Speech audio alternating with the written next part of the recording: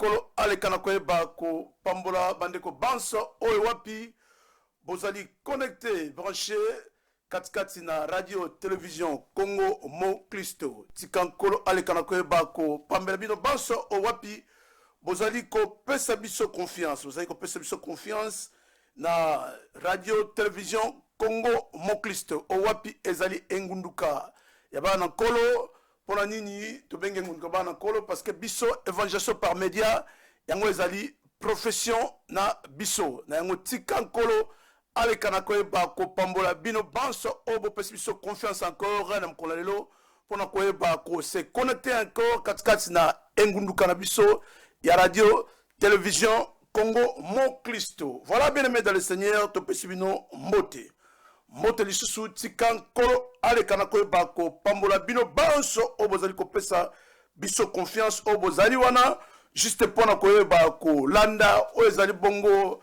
mabomba beli na nkolo bongo topesi mbote na ba auditeur na biso nyonso bandeko bazali kolanda biso na www.congomokristo.fm.org ou encore kuna na Happy Box TV na canal 11-17. Pourquoi pas na bandeko banso bako na biso na www.zamu.tv. Kolo alekana koyeba ko pambola bino banso bisika nyonso ekutami bino sika ete nkembo na nkolo eingela o mabota wa bino. Bien-aimé dans le Seigneur na kanisi lelo to zali encore na invité na biso o wapi to kolekana koyeba ko présenter bino kasi yambo ya ko présenter bino vina oyo tokoyeba koleka d'abord na loyembo na biso nangi tosalaka biso émission na biso tosola yango na bonzambe ebi ezalaka émission oyo tolingaka kobanda yango na esengo na yango tokotia loyembo moko mpona biso na bino tolekana koyeba kokota vraiment na mouvement oyo ya loyembo mpona nkolo alekana koyeba kozala na biso. Merci mingi. Alléluia, alléluia, alléluia, alléluia. Alléluia. Praise the Lord.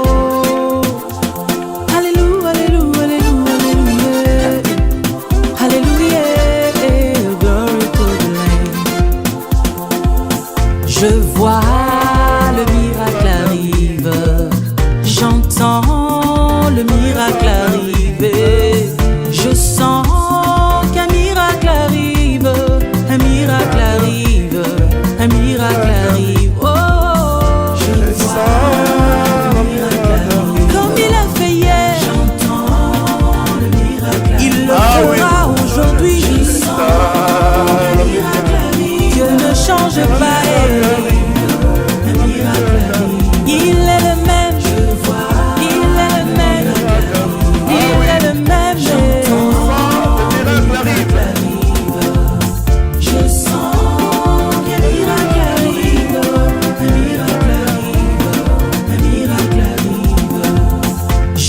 Le Dieu du tout est possible. Ah oui. Je sers le Dieu dont rien n'est impossible. Je crois en Dieu dont tout est possible. Au nom de Jésus, oui, tout est possible. Je vois le miracle. Moi j'entends le miracle. Moi je le sens, je le sens, je le sens, je le sens, je le sens.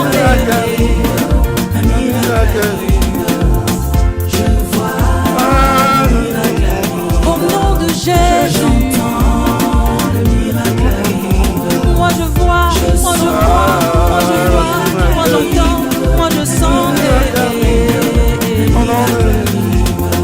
Comme s'annonce la pluie, j'entends les tonnerres. Comme s'annonce la pluie, je vois les éclairs. Comme s'annonce la pluie, moi je vois le miracle. Au nom de Jésus, moi je vois le miracle. Je vois le miracle. Je vois une pluie de miracles sur ta vie. Je le déclare. Je sens. Il en sera ainsi. Cette année ne finira pas ainsi. Tu verras des miracles. Je vois. Ce que tu confesses, c'est ce qui t'arrive. J'entends. Alors, confesse ton miracle. Il en sera ainsi. Un miracle arrive, un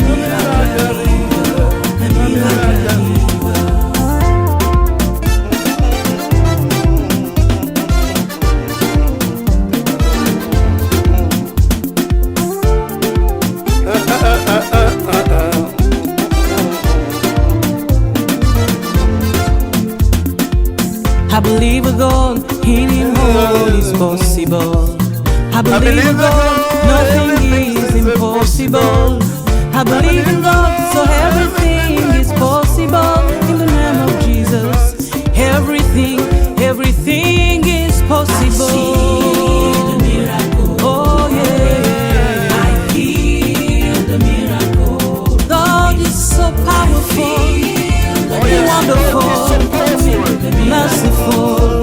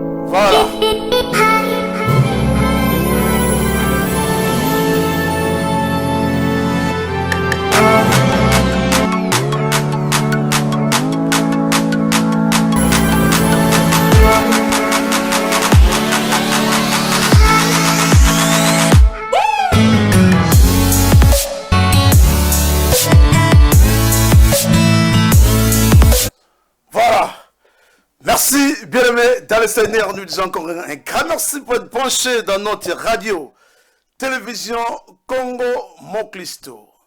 Tu peux sinon mote et si ka banso o bozali connecté katikati na engundu kanabiso na trofo Congo Moklisto FM.org ou encore na etando et kanabiso na Congo Moklisto TV. Voilà, bien aimé dans le Seigneur, tu peux se kinabino. Rendez-vous, les lotos koleka ko zongisa lisusu mombo na kolo le pasteur Doudou Mbala. Le pasteur Doudou Mbala o wapi tozalaki na e na émission liboso kasi bandeko ba belelaki balobi. Voilà ndeko Alpha soki okoyeko zongisa la biso pasteur Doudou lisusu lokola ye amanyolaki maloba na kolo na lolenge malamu esengeli tozongisa ye na plateau.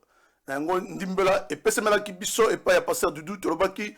Voilà, tokoleka kozong salisusu pasteur Doudou 4-4 au plateau na biso na émission na biso to bengi tosola yango na bonzambe ezali engunduka o wapi ezali ko pambola bana nzambe o tokolobela ba différents sujets pona koyeba ko pesela oyo ezali bongo bana nkolo bande ko banso baleka na koyeba ko yeba o nini nkolo alingi na biso tosala na yango bien aimé dans le Seigneur mombu na kolo o wapi ozali na benga melo soki baptine l'invitation soit ce qu'on a un apostole de la plateau na biso contacte biso bon tu te rappeler na bandeko ke ligne na biso ezali pe ouvert ceux qui m'ont tourné ali côte saline numéro à l'affiche on a tout à l'heure bongo to koleka na koyeba ko répondre yo merci beaucoup bongo biso to ali émission oyo ya bana nzambe Congo Moklisto ezali engunduka o ezali wana pona évangélisation par médias c'est notre profession. Bongo yambo to banda esenga na biso to banda na libondeli bongo tank to banda libondeli ndete koyeba ko kota na moboku ya sujet na biso ya mokolo lelo oyo to bengi bongo à la découverte de l'histoire et l'organisation de l'église o wapi pasteur Doudou Mbala akoleka na koyeba ko limbola mituno na biso pa koyeba ko manyola malamu o wapi to nango posa atanke bana na nzambe nango bien aimé dans le Seigneur tikan kolo aleka na koyeba ko pamble bino nyonso.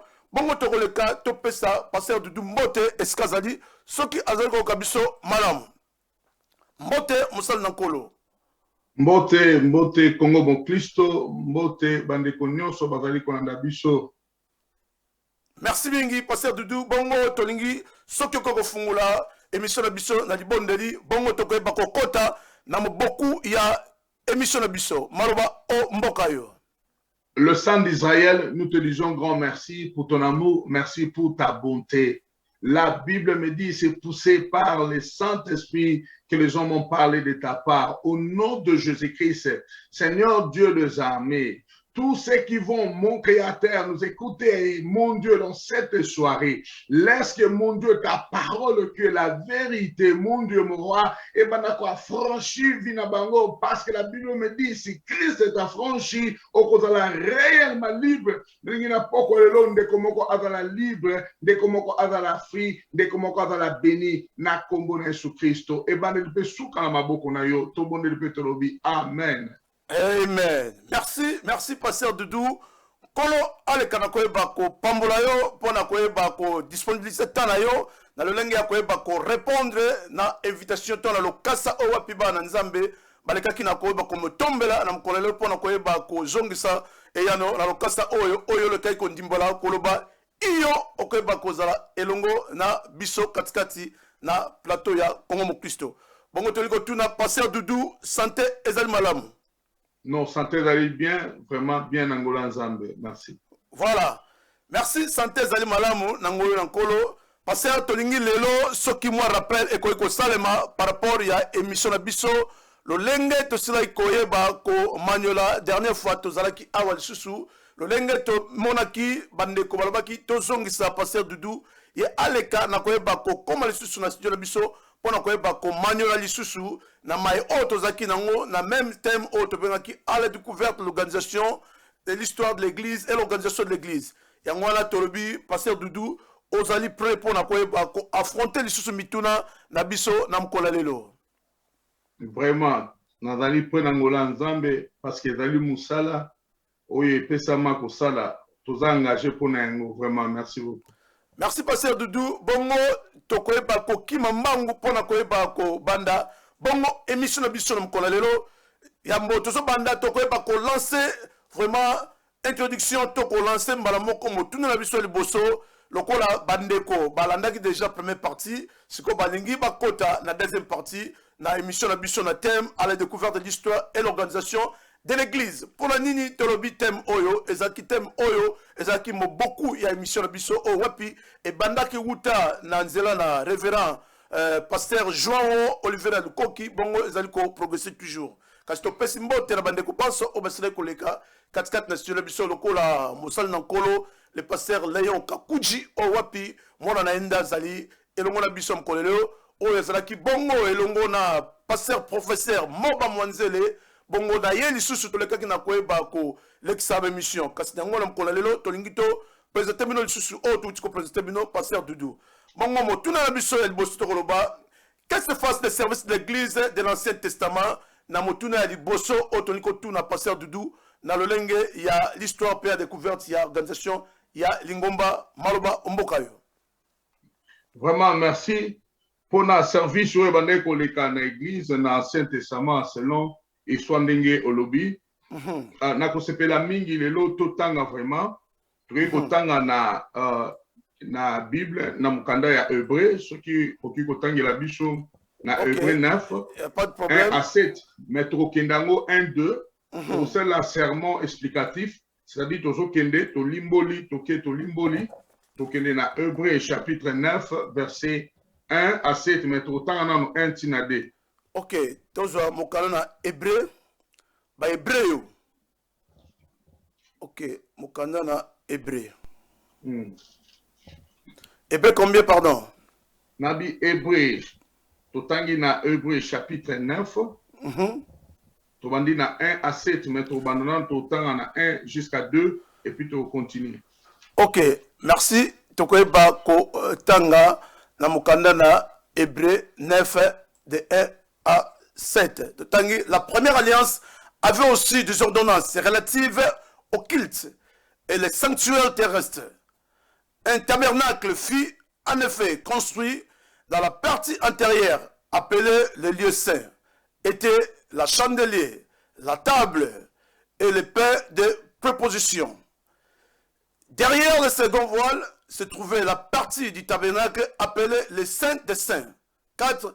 Raffermant l'autel d'or pour les parfums et l'arche de l'alliance, entièrement recouverte d'or. Il y avait dans l'arche un vase d'or contenant la manne. la verge d'Aaron qui avait fleuri et les tables de l'Alliance. 5. Au-dessus de l'arche étaient les chérubins de la gloire, couvrant de leur ombre la pourputoire. Ce n'est pas le moment de parler à temps là-dessus. Or, 6.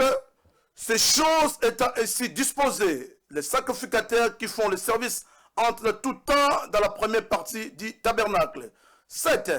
Et dans la seconde souverain sacrificateur, celle entre une fois par an, non sans y porter du sang qu'il offre pour lui-même et pour le péché du peuple. Amen. Amen, amen. Amen. Vraiment, merci beaucoup. Nalerti nzamba pambola yo. Toza komeka ko expliquer bandeko balanda ndenge nini service et bandeko salima na Ancien Testament to na tango ya kala. Selon l'histoire ndenge otuni motuna Bible lo Bible na kokende na moi serment explicatif pour expliquer malin. Mais Bible première alliance avait aussi des ordonnances relatives au culte, c'est-à-dire il y a qui culte. Il y a qui na sanctuaire moko terrestre, il y a qui na lonate na se ya mabele. Il y a qui ba quitte bandeko salima bi un tabernacle fit en effet construit dans la partie antérieure appelée le lieu saint. C'est-à-dire quoi? Na awa bazako expliquer ndenge nini bato bandeko travailler lokola la fois passée to parla qui to ba ki ba levi peuple oyo nzambe aponaki parmi bana ya Israël aponaki libota ya ba levi. Les lévites étaient là au four un moulin na temple. Ils travaillaient comme de sacrificateurs. Na ba sacrificateur il y avait seulement un souverain sacrificateur. Bible ça qu'on parlait na temple qui est l'église et dans là qui composé na trois parties. Nanga ki toye bango parce que ezali Bible ndi komi yango balobi ete na ba partie on a tout ça qui n'a parvis, tout ça qui n'a lieu saint, na lieu très saint. Bible lobi dans les parties antérieures appelées les lieux c'est les chandeliers de proportion. Dire au parvis ezaki kaka libanda. Na parvis ezalaki esika bandeko ya bato nyonso oye na masumu na yo ça dépend ya mutu na mutu ndenge masumu ezalaki c'est-à-dire sacrifice ya bandeke ya banyama ndenge e bandeko na lieu ezalaki au lieu saint sacrificateur babandaki kokota kuna mikolo nyonso na lieu saint.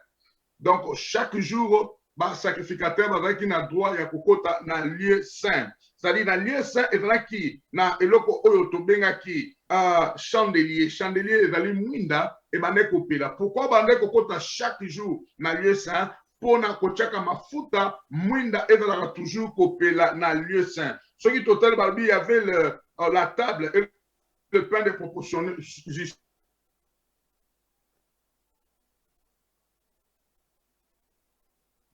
Colonie Naba sacrificatoire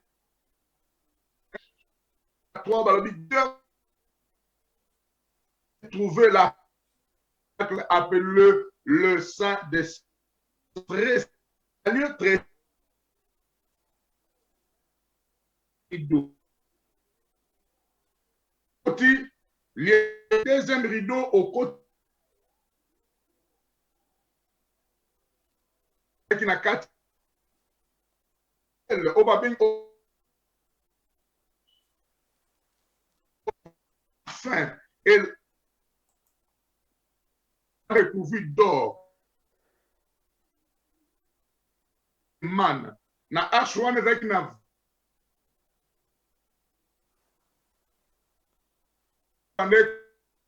man bien conservé caché ma bomba kiango. Il y avait la d'Aaron qui y avait fleuri, puis Vierge Aaron, l'état de l'alliance. Awana sing babi o l'arche du et la gloire.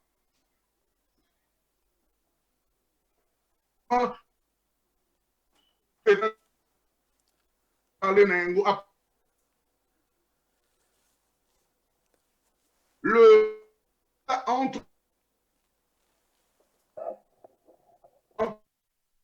même et le péché du peuple. Et solo oyo, tu peux comprendre la Bible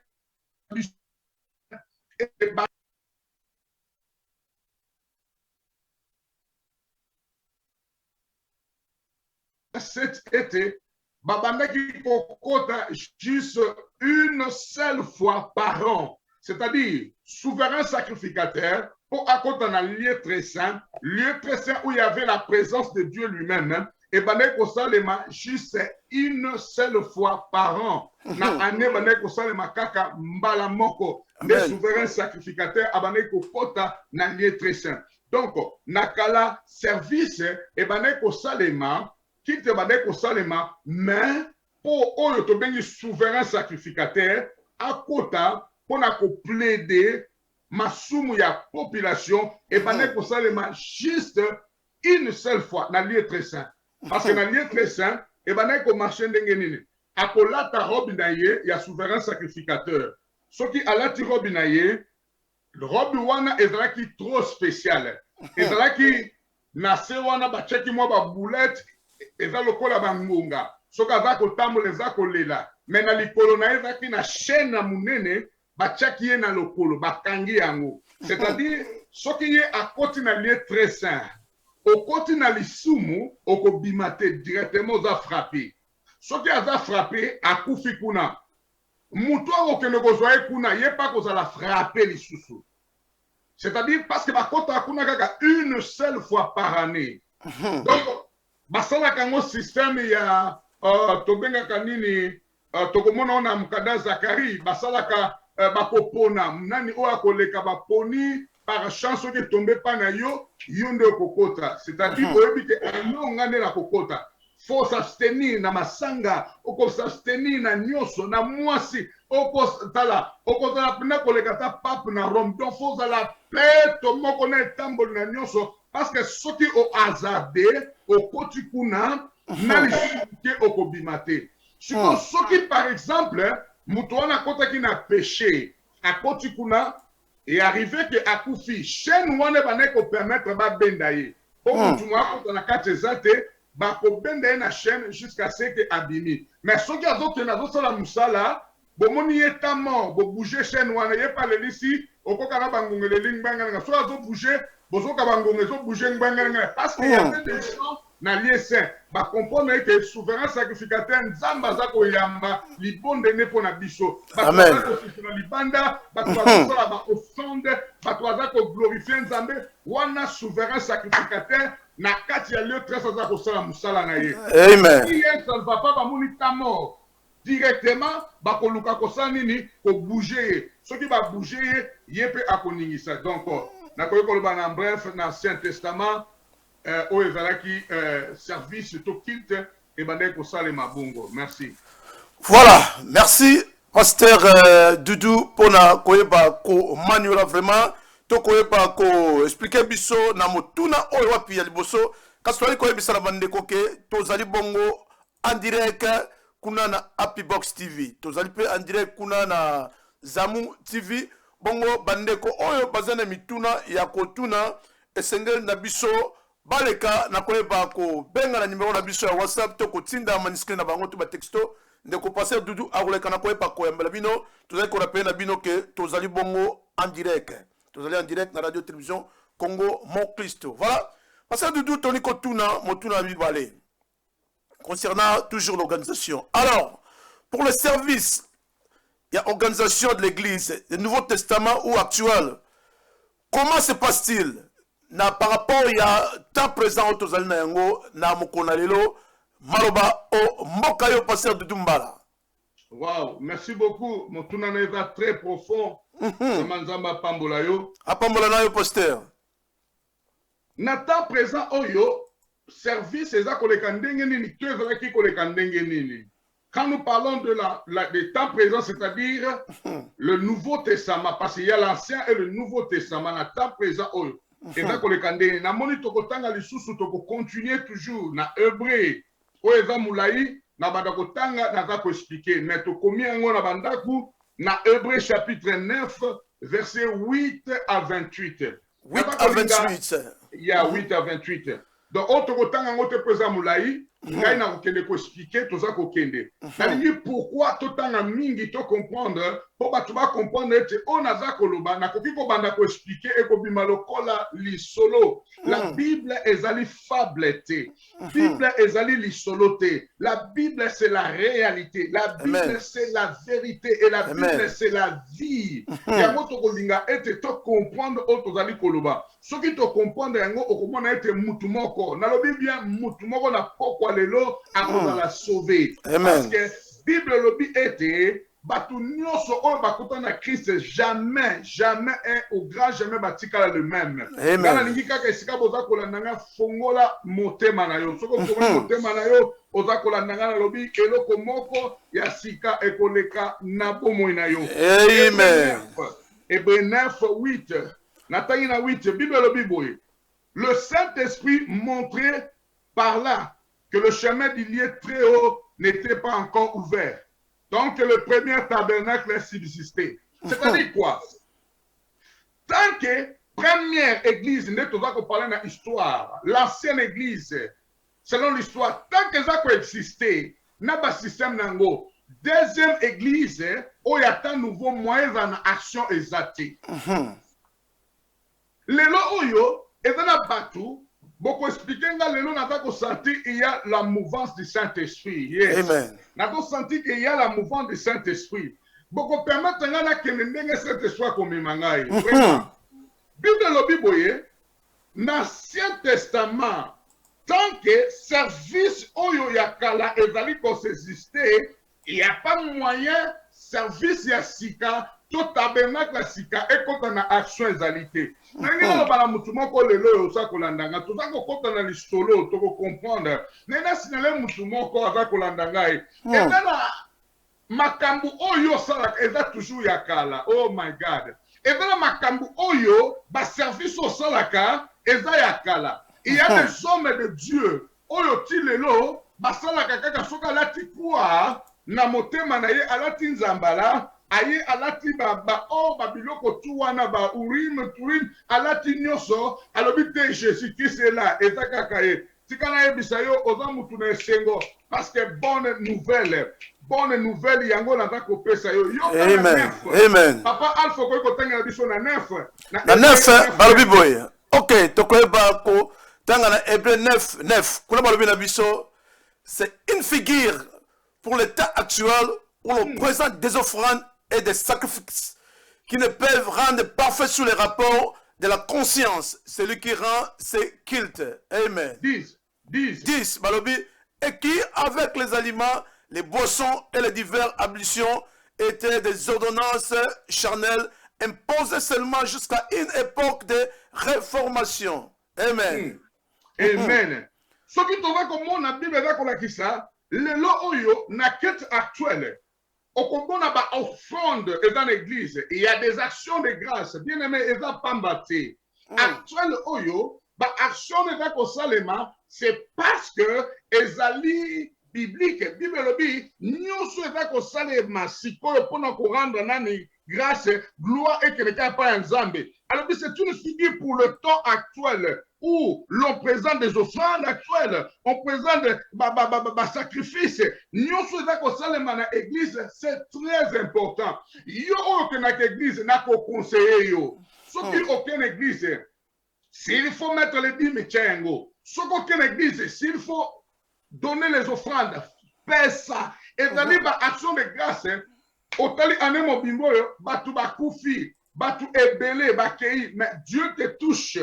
Asimio, il y a qu'on peut sa action de grâce, fais-le selon ton cœur, parce que eloko oyo, ezali batute ende basalango, c'est biblique, parce que nakala, bien aimé dans le Seigneur, mutu pas à la sauver, na lisumu moko quelqu'un ka salaki, il faut même ngombe, batalité au fingaki, babi faut même ntaba, babi te zalaki abundaki na mutu. Même ceux qui loin ezaki lelo na ebiso que salir ngozaka pona ba riche salir ngozaka pona ba toazana ba mbongo mo bible lobi ete ceux qui ont senti lelo comment konzamba l'ambition d'ama protéger pour faire l'action de grâce pour hésiter te serengo toleki na 11 babi na Christ est venu comme souverain sacrificateur de bienvenue on a comme mécano qui est malembe. Que non malembe. Parce que Christ est venu comme souverain sacrificateur de bienvenue. Il a traversé le tabernacle. Aïe, aïe, aïe, aïe. Plus grand et plus parfait. Qui n'est pas construit de main d'homme, c'est-à-dire qui n'est pas de cette création. Bien aimé dans le Seigneur. Actuel. Kala. Omonikala, souverain sacrificateur. Abandonné kokota une seule fois. Na Bible awe lobite na église actuelle ndeko tuni motuna. Oyo eko salema na église actuelle ezali eloko moko ya kokamwa parce que tangu souverain sacrificateur aza kokota ya bane kokota na lieu très saint soki akoti akokende pona kotia ezaki solo kichoko eza ba service abane kosala na kati ezalaki na babiloko ande kokuta na kati nasi toko expliquer yango très bien okokuta kuna balobi ezalaki na manne caché po moko ya or ezalaki contenu na manne. Oh my god, mais manne wana ezalaki ya kobombama. Nalobi bien manne wana ezalaki ya kobombama. Bible lobi boye na lieu très saint. Man wana balekaki na kolakisa yango te. Oh, Bible eza korevele biso avant de continuer kotanga awa. Bible lobi tokoma yango eza na baverset mosusu tokosite yango malembe tokcomprendre. Parce qu'il y a des choses où eza komatanga po toloba na yo te zabasalaka lolenge na yo lelo eza journée mosusu lelo eza mokolo mosusu. Amen. Jean 6:49. Papa il faut que kotangela biso avant tozonga na Jean 6:49. Ok. Jean 6:49, tokoye bako. Jean 6:49. Voilà. Jean 6:49, kuna balobi na biso boye totangi na kombo na Yesu Masia. Balobi, vos pères ont mangé la manne dans le désert et ils sont morts. Voilà. Oh my God. Papa Alpha, na nombre 26-65 avant de t'expliquer. Nombre 26, 65. Voilà. Donc, il va kotanga na nombre 26-65. Nombre 26-65. Kuna ba na biso totangi na kombo na Yesu. Amen. Car l'Éternel avait dit, ils mourront dans le désert, il n'en restera pas un. Excepté Caleb, fils de Jephné, et Josué, fils de Nam. Amen. Amen. Awa Bible eza koloba na Jean 6:49. Jésus-Christ est en train de parler à l'obiboye. Vos pères, papa na bino, ont mangé la manne, baliaki manne dans le désert. Mais bango nyonso bakufa. Mutu moko akotaki na terre promise te. Na prometaki bango ke boko bima na Égypte, mais boko kende na mboka où coule le lieu et le miel. C'est une promesse. On va pesa ki bango. Mais awa Bible eza ko yebisa biso ete na nombre awa Bible dit quand l'Éternel avait dit, ils mourront dans le désert. Avec était beaucoup couvre dans le désert. Pourquoi? À cause il y a endurcissement à motema na bango. À cause il y a ba vodoro ba bande ko sala. À cause il y a makambo basala ki privé, il y a terre promise. Bango nyonso bakufaki. Tomoni rekaka 2 personnes. Parmi ma papa wana nyonso 2 personnes. Balbe zaki na ya liboso zaki na Caleb ya mibale zaki na Josué. Kaka bango bakotaki. Mais bango nyonso bakufaki. Mais baliaki man. Ils ont mangé la manne, mais bakufaki. Man ebebaka. Mano bango bande kolia ebebaka. Aïe aïe aïe. Man wana bande ko uta likolo. Tangeza ko kita, tala. Peut-être tout ça qu'on comprend, n'a meka ko expliquer vraiment malembe. So na mon na nina matana ko zonga na ko forcer. J'entends yo pasteur. Comprendre. Totangi na Exode 16, 14, 15. Exode 16, 14, 15. Ok. Exode 16, 14, 15. Totangi Exode 16, 14, 15. Yes. na kombo na Yesu Masia. Amen. Quand cette rosée fut dissipée, il y avait à la surface du désert quelque chose de menu, comme des grains, quelque chose de menu comme le gelée blanche sur la terre. Les enfants d'Israël gardèrent, ils se dirent l'un l'autre, qu'est-ce que cela? Car ils ne savent pas ce que c'était. Moïse leur dit, c'est le pain que l'Éternel vous donne pour nourrir. 16 ans, voici ce que l'Éternel a ordonné. Non, ça va. Amen. 15, tant qu'il a vu jusqu'on a 31. Tant qu'il a 31. 31, la maison d'Israël donna à cette nourriture le nom de manne. Ok, merci. Merci. Et ce qu'il y en a. Amen. Pourquoi on a que manne combo oyo et où t'as que pas nzambete? Papa Alpha Balobi banen va passer combo man. Balobi, c'est la maison dit c'est la maison d'Israël. Maison d'Israël. Israël est au bas qui a la fois passé au gozon de la terre. Et le peuple choisi. Israël qui veut dire femme. Elle qui veut dire Dieu. Israël qui veut dire la femme de Dieu. C'était un peuple élu de Dieu. Bango mokonde ba pesa ki kombo ya man. Man, ezalaki ndenge batu kotangela biso na Exode 16, ba graine, ba lala ki ba mona ki mbule beti nzoke boti ya ba graine ya pembe. Batuni Moïse o eza nini? Moïse alobi yango yo man. Moïse apesa ki tu kombo te. Alobi o eza biloko. Ezali ba farine boko zwa boko sala yango. Ba bitango baza kolia yango ezalaki goût ya gâteau. Ezalaki kitoko. Tango ba moni yango ba pesa yango kombo ya man. Na zongi siko awa. Vous comprenez ce que man outil. Il y a un lien très sain. Bible lobite ezalaki na pouya or oyo bandeko contenir ba man. Ba man wana ezalaki caché. Alléluia. Banda ya Israël baliaki man, ba papa na biso baliaki man mais bazalaki sauveté. Mais aujourd'hui, esengaki na culte ya lelo, na service actuel, l'église il faut comprendre que ezana man moko aza sous cachette. Alléluia. Jésus qui c'est aza véritable man oyo siko eza révélé. Ba papa na biso baliaki man bakufi bakei. Mais lelo oyo Bible eza kolakisa ete Jésus lui-même azali lipa euti likolo. Azali pa oyo ewuti likolo. Na ngi kotanga lisusu awa. Apaso kotanga na biso na Jean. Donc on a Jean chapitre 6. Jean chapitre 6. 50 à 51. Merci. Jean 6, 50 à 51. Yes. Totangi na kombo na Yesu. Amen. 50 à 51. Kuna balobi na biso boye. Balobi, c'est ici le pain qui descend du ciel afin que celui qui en mange ne meure point. Je suis le pain vivant qui est descendu du ciel. Si quelqu'un mange de ce pain, il vivra éternellement. Et le pain que je donnerai, c'est ma chair que je donnerai pour la vie du monde. Amen.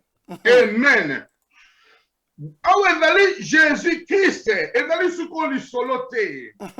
Na kilte oya sikoyo, ya kala bien aimé, soki otika na yo, na ba système akala, ozali kosambela nzambe, lokola moto nyonso, oza kofungola miso, oza kobondela nzambe, lokola moto nyonso bien aimé dans le Seigneur. Yeba ete, na tangu wana, man oyo ba papa na biso baliaki, bazalaki privé na qui terre promise, qui coule le lieu et le miel. Mais yo, balobi était, oza koluka man, pour se déranger. Jésus le bien était.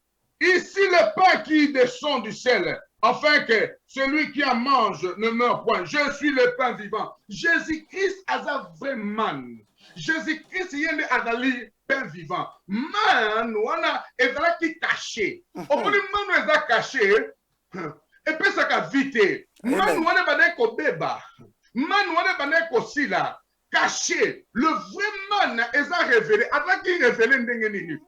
Vrai man atraki révélé na croix ya Golgotha. Donc culte Yasiko Yangoana. Le culte d'aujourd'hui, ce n'est pas Jéhovah. Le culte d'aujourd'hui, ce n'est pas non. Le culte d'aujourd'hui, c'est Jésus-Christ.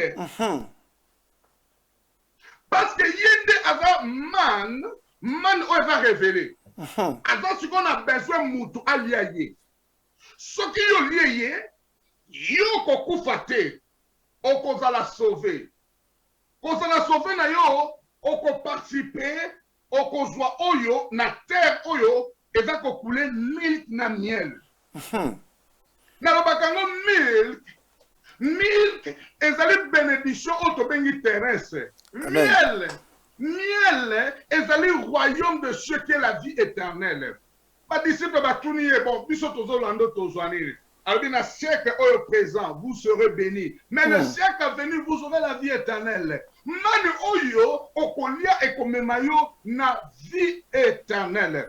Na croix ya Golgotha, Jésus-Christ il s'est révélé. Man révélé. Avant man ya kobomba na te. Ami la kisa ki po batu bazwe. Dale loko susu ba sodo ba sa ki erreur.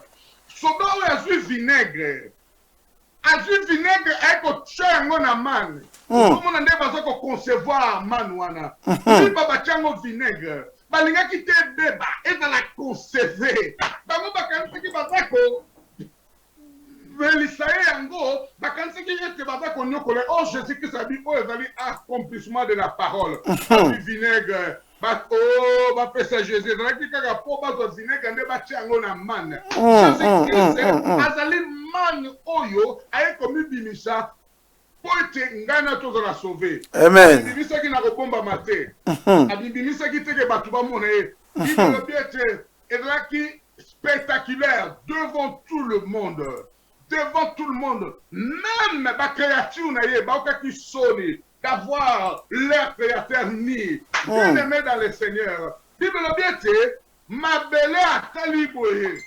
Alors, moto akela kinga. Oh, nada ko parler na bino na kilta lelo. Amen. Si lelo kilta lelo, ezali makambu ya masolote, ezali makambu ya puissance, ezali makambu ya tic au tac. Bien-aimé dans le Seigneur, Jésus-Christ, batalie bona mabele. Alors, mais oh motel na ngate, batike ni poanini. Bible dit la terre trembla, mabele lengaki. Akoka ko supporter te mokenaza la oh bolumbu. Mon lili atali alobi oh nani mokele nangai afandi mais moi itango etali moni mokele na ye abengi molili il faut ya ko couvrir ya ko couvrir mutute amona nidité bible lobi na 15 heures molili kotaki partout okoka ki soni ya komona nidité ya créateur na bango Jésus-Christ yoka siko service oya salaki na songi siko sika totangaki amen koloba ete le souverain sacrificateur.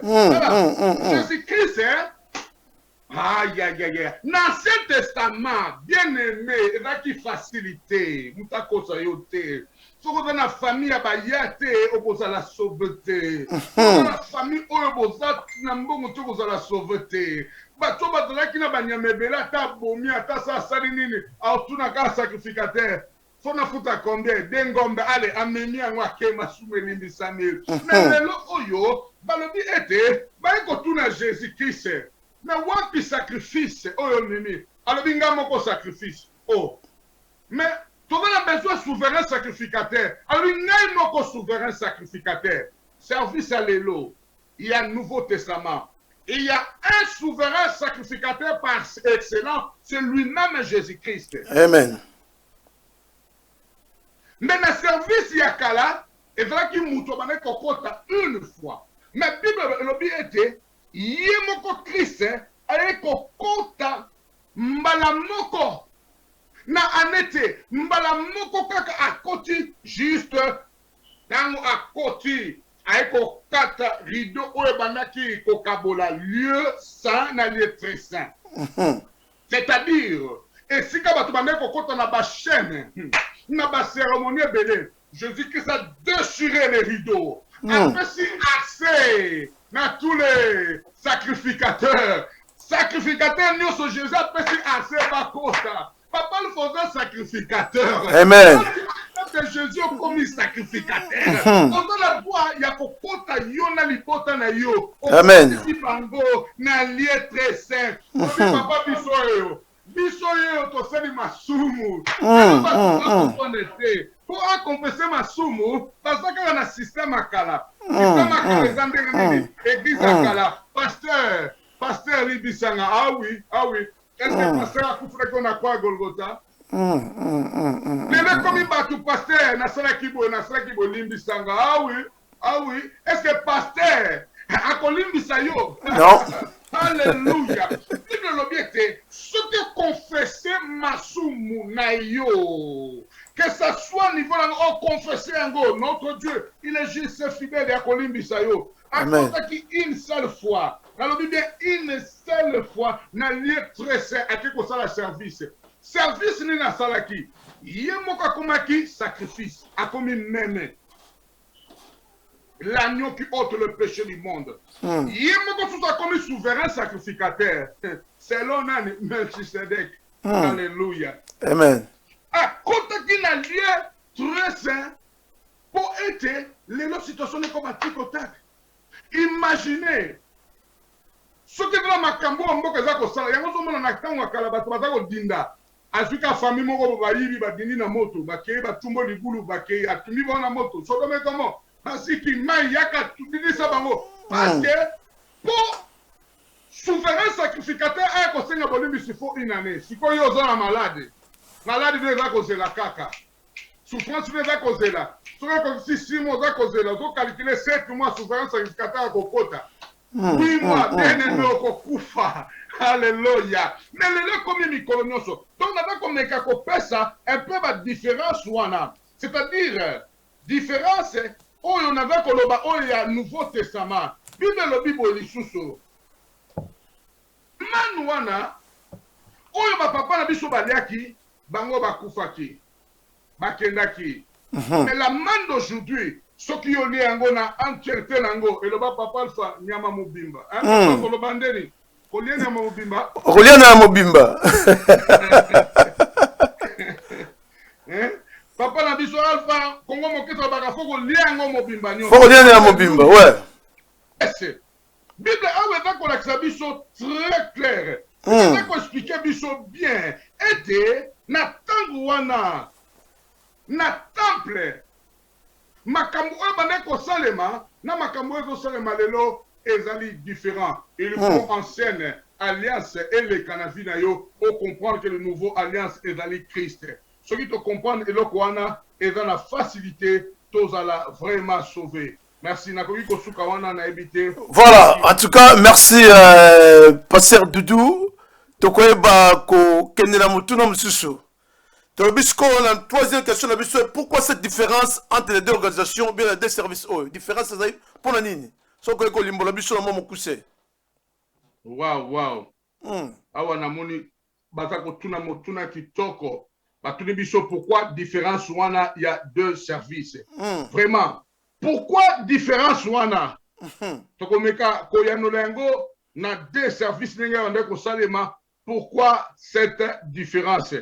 Bible ezali koyebisa biso boye.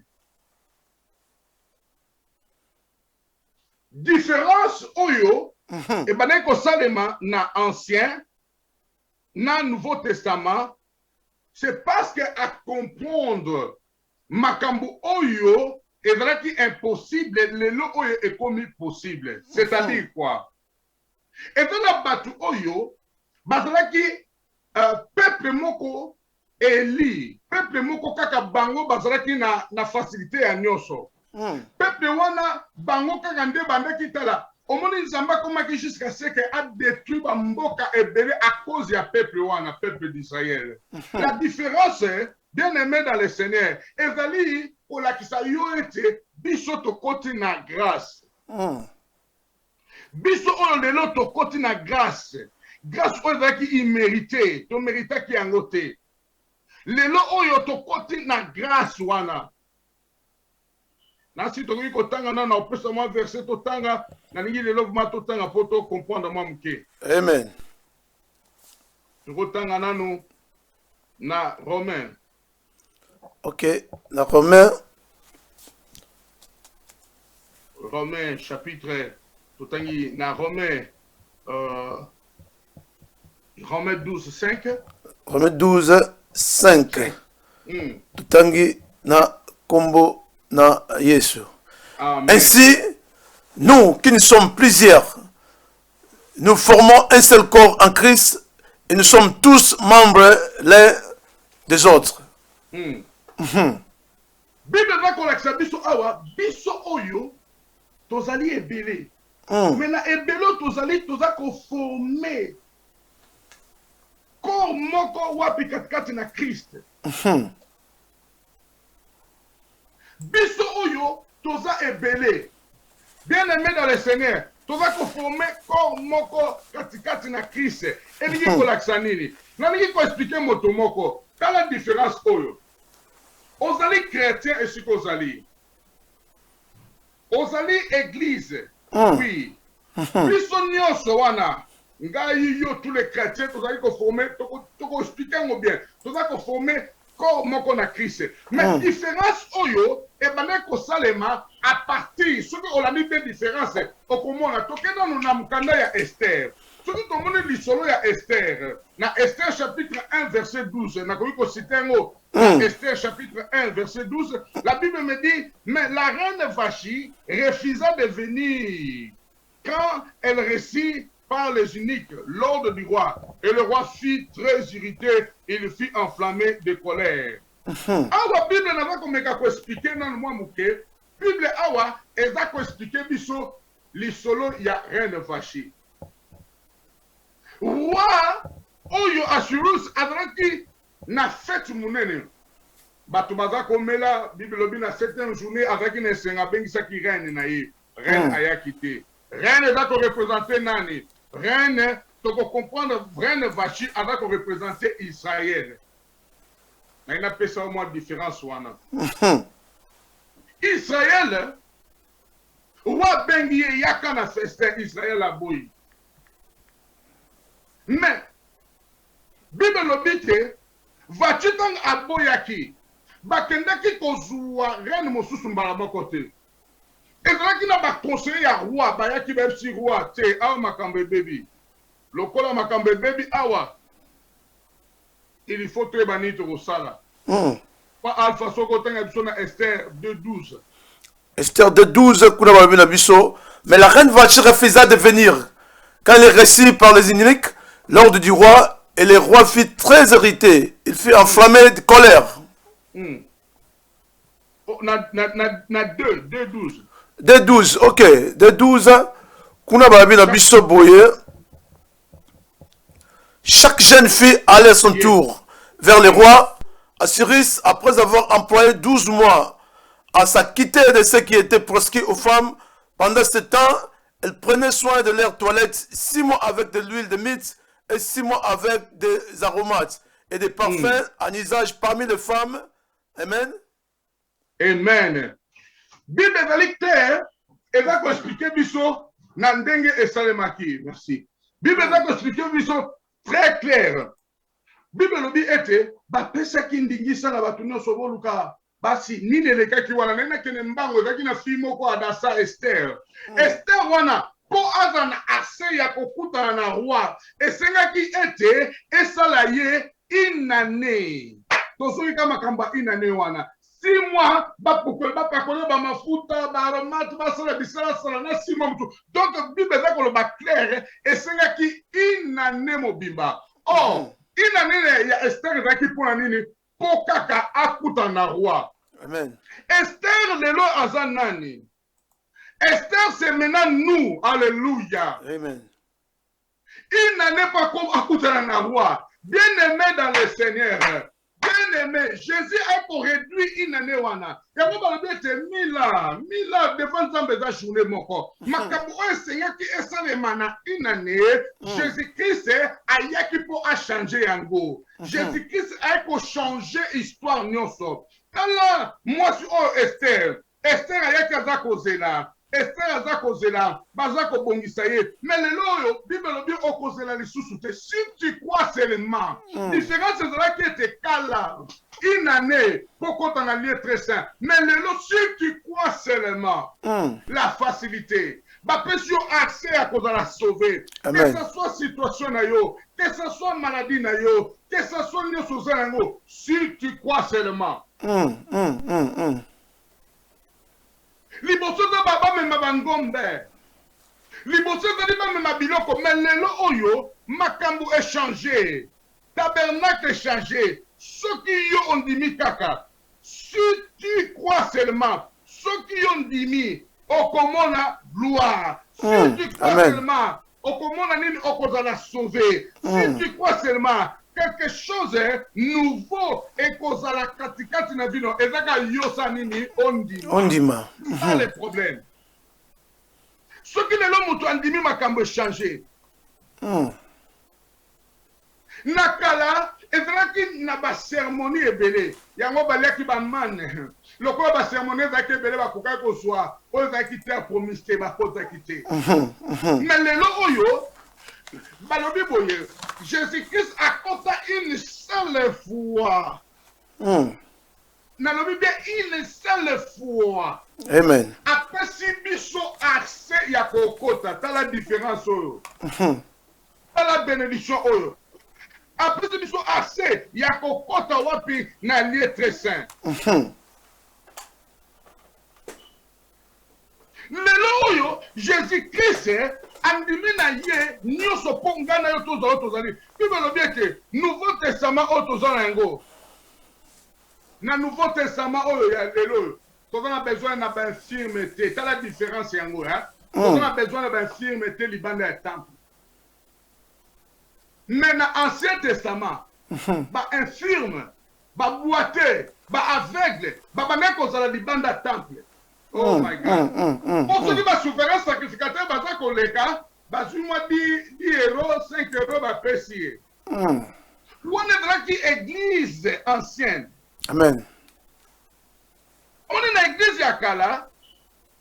Et film avec qui libanda ya église. Avec qui libanda ya église. Si quand même ça moutouma qu'on le long à un fil. Si quand même ça moutouma qu'on le long à incapable. Si quand même ça moutouma qu'on va progresser le comme côté. Tout ça sous Nathan wakala te.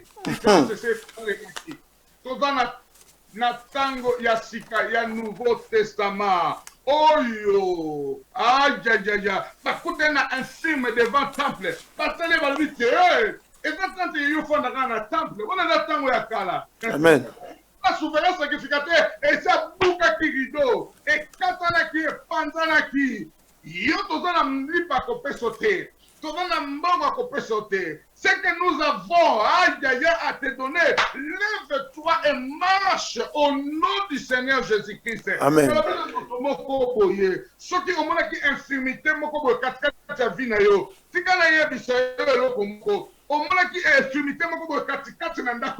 na finance na komaki intime. Rien qui marchait. Église lelo, église ya masolote. Il y a un Dieu, Oyo, à l'objet au côté de jamais contre l'infime. La bénédiction, ce n'est pas seulement pour la souverain sacrificateur. Makambo chanja, Yemokazo poste wana. Jésus-Christ, il est le souverain sacrificateur. Nous les pasteurs, nous ne sommes pas des souverains sacrificateurs. Nous ne sommes pas des souverains sacrificateurs. Amen. Parce qu'il y a un souverain sacrificateur, c'est à Kotaka Pandi Rido, après c'est assez. Sacrificateur, bien-aimé dans le Seigneur, Vinayo, Bomoinayo, Ezana Motomoko, Nabane Lisusu, Ezana Motomoko, l'homme de Galilée.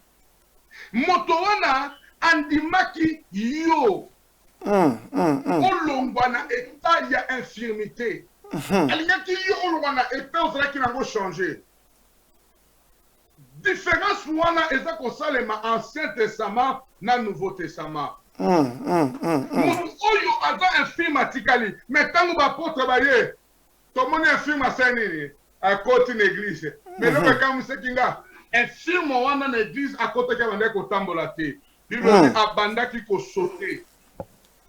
Yo tambolaka na église, ya abandaki kosote. Yango wana papa Alpha, okomona moto mosusu akonsakre vie na bando osala nzambe, aza kobinela ye kotuna ye question te, ayebi pourquoi. Azalaki infirme, yo bandaki kotambola. Sikoyo Yesu makola kotambola te fo asote. Kotuna mutu aza pembeni na yo motuna te. Parce que Jésus-Christ aza prêt ya kosala na mutu oyo akondima. Bible lobi soki yo ndimi okomona gloire ya Nzambe. L'essentiel yo sani ondima. Jésus-Christ aza pain. Lipo ya bomoi. Lipo uti likolo sani ekiti. Jésus-Christ me dit que Nazali lipa ya bomoi. C'est ma chair que je donnerai pour la vie du monde. Différence, on a d'accord continuer qu'on fait ça. Liboso batubadaki masumu na bango ezaki couvert na makila ya banyama. Mais le loyo eza makila nde ya moto. Voilà. Tout confondre te. Na monaka batu musu baza koloba il est le prophète. Batu musu balobi te azaka ndenge moko na nani oyo boy bataka na kotanga kombote. Pasa kotala Jésus hein, il n'est pas seulement ndenge boza kobenga ye prophète, mais lui il est la vie. Amen. Ce qui on l'équipe par Jésus-Christ on compte la sauveté. Abiboye nande nazali lipa ya bomoi. Jésus-Christ il n'est pas prophète, il est le sauveur. C'est lui la vie. Quelle vie? Il est la vie terrestre et la vie céleste.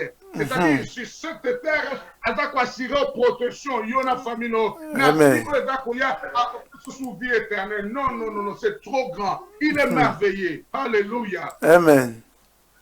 Jésus-Christ, différence, on a invité ceux qui, papa, le fan, n'a mis moi qu'on réponde, on a deux différences. Amen. En fait, tokoleba kotuna motuna msho mukuse yambo ya kotuna tokopesa pasteur Dudu amela mamai tokoleba ko chama sports amela mamai azwa motan ya ko se relaxer.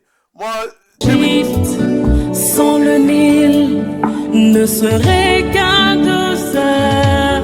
Sans toi Jésus, je serais perdu. Il y a une chaîne qui m'a vraiment surpris. Une chaîne qui est en Irlande, mais on la capte partout dans le monde. C'est quelle chaîne? Congo Moklisto TV, c'est Lola. Elle lingue toujours cette chaîne à faire vivre biso bilengi nzambe po toyoka mate kitoko toyoka kaba nzembo kitoko. Congo Moklisto TV nzamba pambola bino bokende musika boya partout ata tina téléphone tozorango tina Android tozorango. Donc Congo Moklisto TV avance avance avance. Voilà. Merci bandeko balinga mikati na kolo na quantité zongi encore da studio na biso. Bongo to zali en direct de studio radio télévision Congo Moklisto o zali bongo engunduka tope etando ike ya bana kolo o zali bongo évangélisation par médias, c'est notre profession.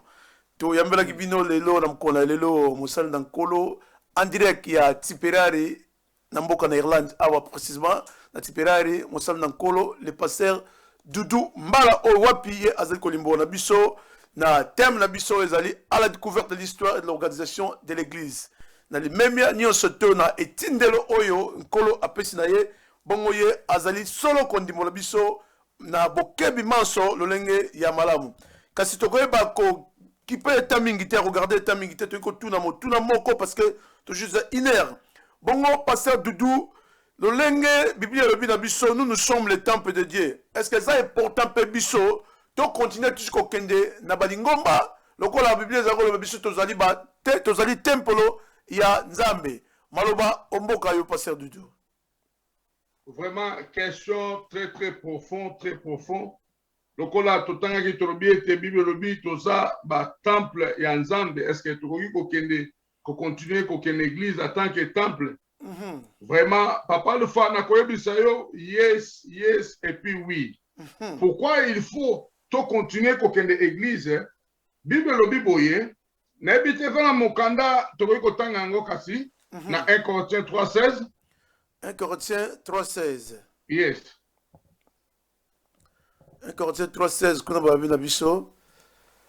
1 Corinthiens 3:16. Bolimbisi. Voilà. Ne savez-vous pas que vous êtes le temple de Dieu et que l'Esprit de Dieu habite en vous? Voilà.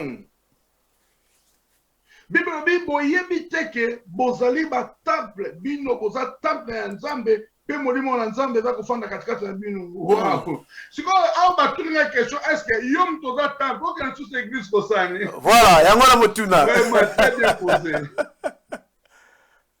Alléluia. Amen. Bien-aimé dans le Seigneur, nazongi lisusu sika totanga ki ete tozali ebele mais tozali konforme biso nyonso corps ya Christ. Bible lobi ete nous sommes le membre du corps de Christ. Toza ba temple mais tozali ba membre ya corps ya Christ. Il faut ba membre tozala réunis ensemble. Alléluia. Ceux qui nous ont réunis ensemble, na Ephésiens 4, 11 à 13. Ephésiens 4, 11 à 13. Sorry, vraiment. Non, ça va. Ephésiens 4, 11 à 13. Ephésiens 4, 11 à 13. Totangi, il a donné les uns comme des apôtres, les autres comme des prophètes, les autres comme des évangélistes, les autres comme pasteurs et docteurs, pour le perfectionnement des saints en vue de l'œuvre du ministère et de l'édification du corps de Christ, jusqu'à ce que nous soyons tous parvenus à l'unité de la foi et de la connaissance du Fils de Dieu, à l'état d'homme fait à la mesure de la stature parfaite de Christ. Amen. Amen. Apesi ba mosusu bazala lokola ba prophète. Amen. Atie ba mosusu bazala lokola ba évangéliste. Na lobi lokola ngande papa ngande na komiango te. Totangi wana mukana nkolo.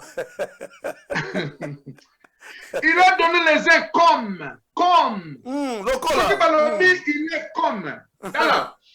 Boyo ke lokola, Bible za ko bana biso le diable aza corrodé comme un lion rugissant. Avant le cola, un lion rugissant. Le cola, comme est la réalité. Oh my God, oh my God. Ce qui va le comme, hein? Natanga ke loko ele kingate ele ngaga sikota na ko bano. Amen. Au moni comme. Lokola. Finalité. Au moni diable arodaka lokola comme un lion, mais il n'est pas le lion. Aza corrodé lokola lion.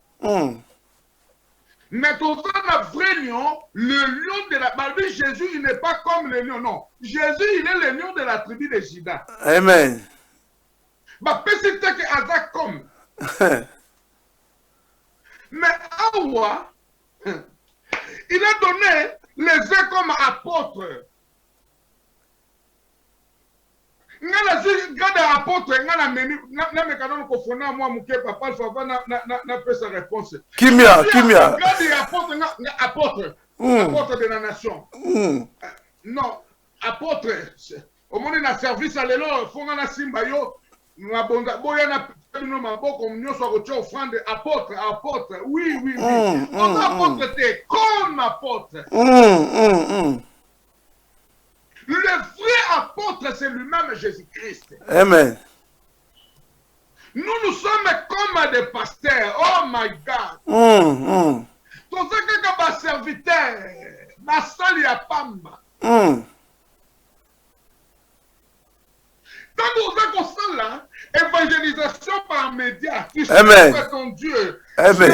Jésus, Monique, évangélisation, il y a médias Congo Mokristo. Amen. Pour ça, la pauvre gloire ou de pain n'engaille. Amen. Il te protégera, il te bénira, et puis à Kobunda Ponayo. Amen. Au moment où tu as dit que biso to yebe l'état là, ngai moko na se retrouver kana lali. Na lali na mbetu. bana balani na chambre, na se retrouver 7 heures, au ronfler, 7 heures du matin. Incapable de protéger bana na nga moko. Soki mwana na mbeto akwea ki na yebite. Soki dre ki ma de mali le côté de ki na yebite. Yebite, ça c'est vrai. Moi je ne sais qui moto akata ki na yebite. Amen. Il y a un Dieu. Oh là là. Qui est le vrai pasteur. Il est présent pour nous garder. Amen.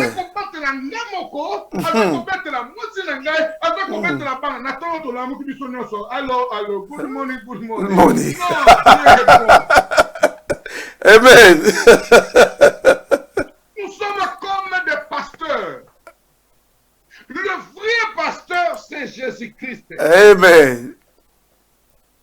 La seule expérience qu'on a comprendre était ceux qui ont envie de s'enlever l'ensemble, bien aimé dans le Seigneur, s'enlever. Nous sommes obligés à aucune église. Nous sommes des temples, mais nous allons membres, il y a corps, il y a Christ. Il faut qu'une église. Parce qu'à Tchaba Tumoko comme prophète, à Tchaba Tumoko comme évangéliste, à Tchaba Tumoko comme pasteur, à Tchaba Tumoko comme docteur, à Tchaba Tumoko Seigneur. Pour Nanini, pour l'église, pour le perfectionnement des saints, en vue de l'œuvre du ministère et de l'édification du corps de Christ. Amen. Et de l'édification du temple, il y a corps mobimba. Batuwana, ndebanda kosana tangu ya Esther. Basu Esther boye. Omoni batona comme bazala déjà. Basu Esther. Baniko pakola ye mascara. Habite mascara simbité. Basu Zazu. Pakoli Esther Zazu. Babi Zazu oyo photo sala comme un Kerli.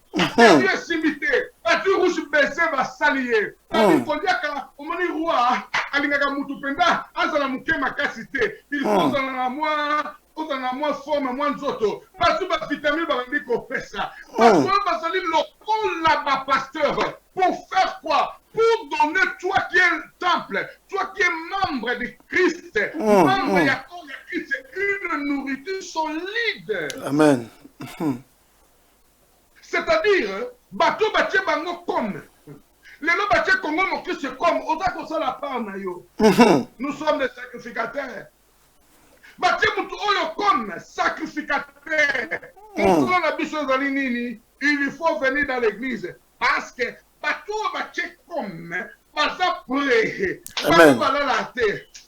pasteur Doudou, il faut le Kanakongo mon Christ. Abandonner dans la Bible, Bible la sinili, azui debi, azui tomato, azui litungulu, ashangisi, sa sauce. C'est ça. Il faut moi moto pour épais d'autres moto. Il faut dans la maline. Amen.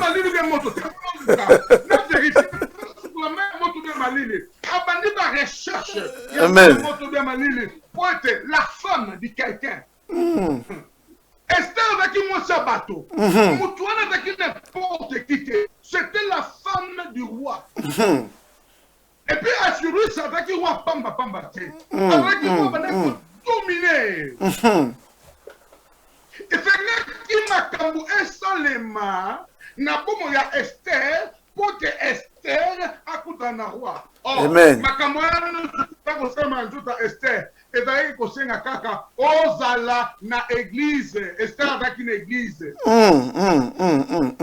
L'église ne va pas coller mafuta. Amen. Oh là là.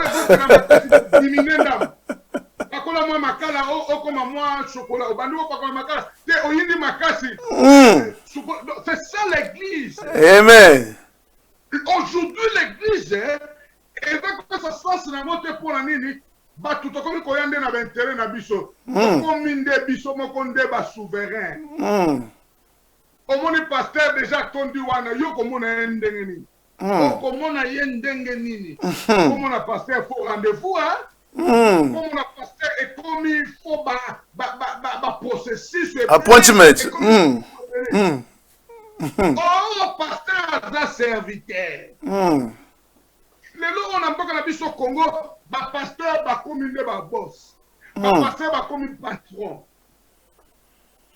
Mais pasteur Doudou, ndeko moko atindi mutuna moko alobi, comme vous parlez sur l'organisation de l'église, comment gérer les finances dans une église? Texture dans Comment gérer les finances de l'église? Dans une église, oui. Beaucoup. Dans une église, il y a nous sommes obligés à sauter. Awa. Ok, problème T. Comment gérer les finances dans l'église? Comment gérer les finances dans l'église? Comment gérer les finances dans une église? Finance pour nous gérer dans l'église, ezali, ça dépend.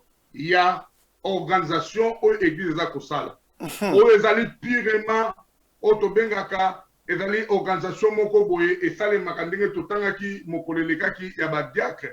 Ou ezali département ya finance. Batu bakon ko gérer finance l'église ndenge nini. Ezali ça dépend ya l'église. Na lobi bien ça dépend hein. Vous avez vraiment ma capacité kotoana parce que ezali ba pasteur mususu dîme zaka yem talia kayango. Aka dîme payer les dîmes mais ezali ba pasteur mususu wana ngamo na kenda enseignement wana il y a un pasteur ou afin de biso ande ko expliquer fi église. Selon église, il y avait plus de 5000 membres. Si on a 5000 membres wana pasteur wana tant bazako futa dîme na église, il y avait à peu près 3000 membres bandé ko sala. Donc c'est-à-dire que ça là étant moi trop dur mais au bazala qui ponctuel na ba dîme na bango. C'est 5000 et à peu près 3000 penda ba dîme bandé ko kota. Si on passe wana atali balance à musala au batomandé ko sala. Soki kaka ta muke mutu moko apesi 100 € ya dîme. C'est-à-dire mutu moko à peu près 1000 € ya salaire. En matière likolote azupe ya sete. Azu yango ameki mwa ko bongisa yango atyo na katikati. Albi salaire ya mutu moko eza 1000. Mutu moko azopesa kaka 100 € ya dîme. Avec 3000 personnes na dîme à combien?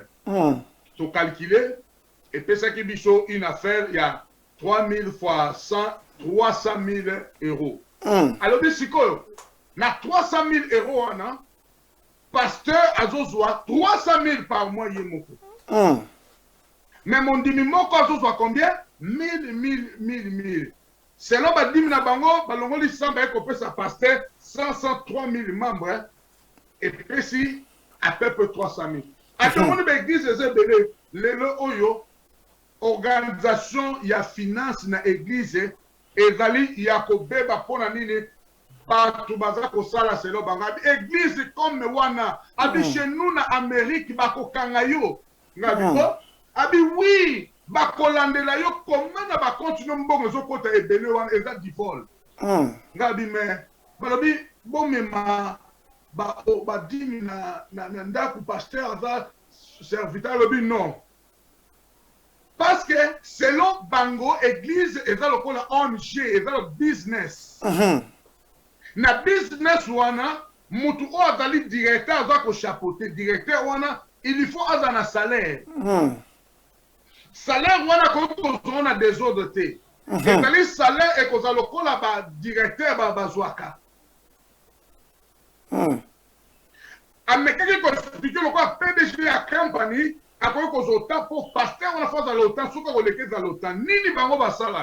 Mais salaire on a fait de la déclarer dans l'État. Ok.